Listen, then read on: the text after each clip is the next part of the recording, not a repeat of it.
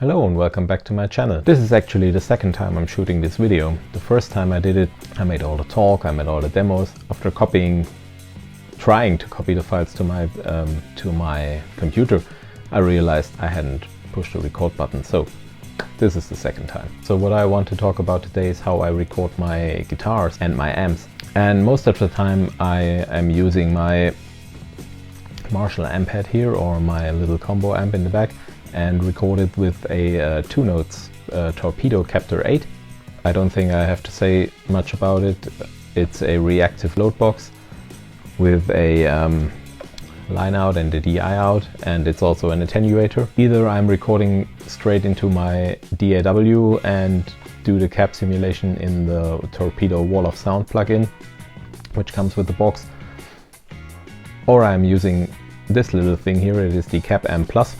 It is a amp DI, an IR loader and cap simulator, and also has a built-in preamp and a power amp, so you can put this at the end of your pedal board at a signal chain, and basically serves as a little amp simulator. And this is also a real great device, and I also have this with me in case the amp fails and everything.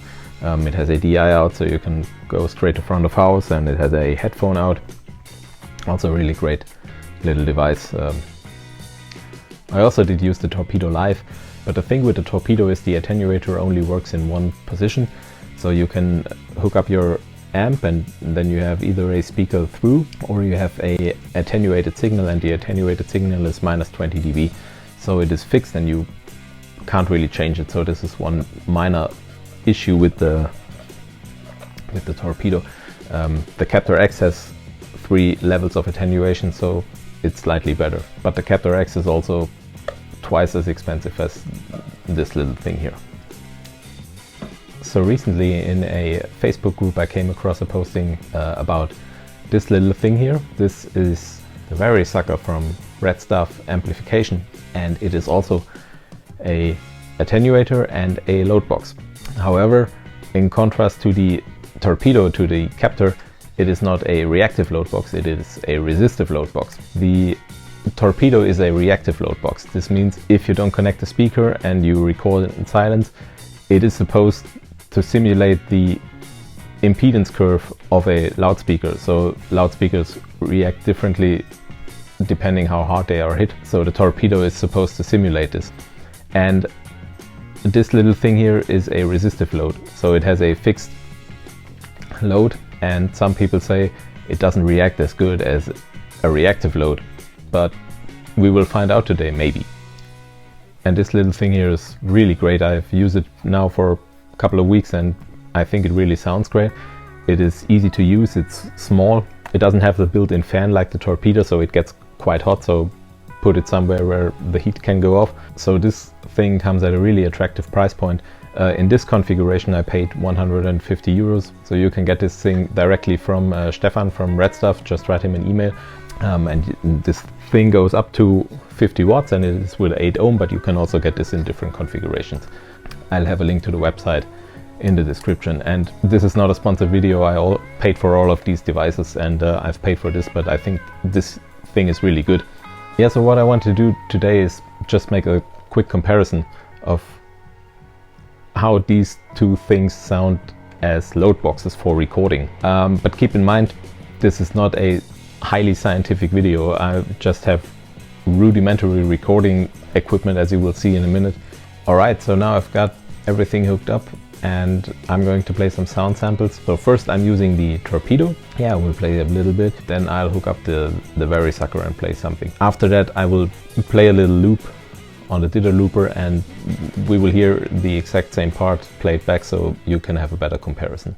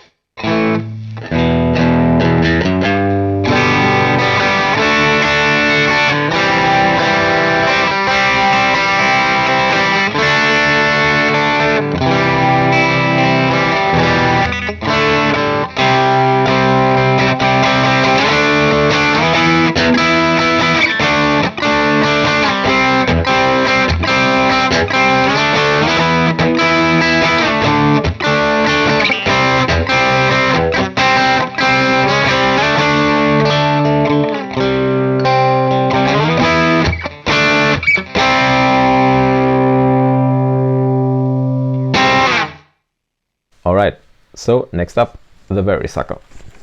So now I've got the Varisucker hooked up, and I'm gonna play a few things. So.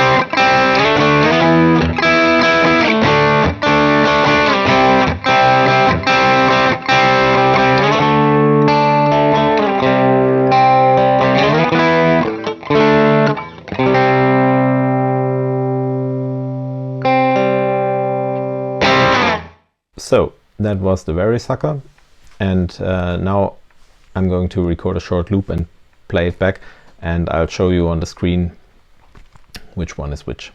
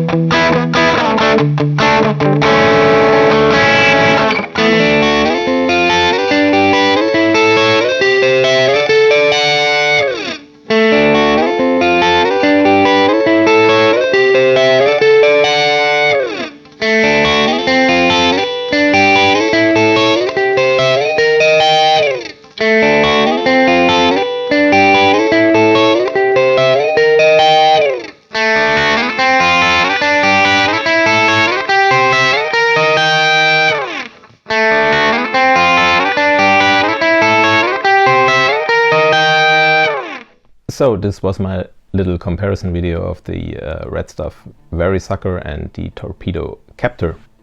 I don't know which one you prefer. Maybe you let me know in the comments if you have any questions, or maybe we can discuss this, or maybe I sucked at recording or at anything, or you have anything to add. I think the Captor is a really good tool, especially in recording with the DI out, and in conjunction with the Cap-M or with the Wall of Sound plugin, you have a really mighty tool and can do lots of things with it. However, I think that the Varisucker from Redstuff is a really good competitor, and especially if you compare the prices of the two boxes, and if you compare the form factor, it's quite a lot more handy than the Captor.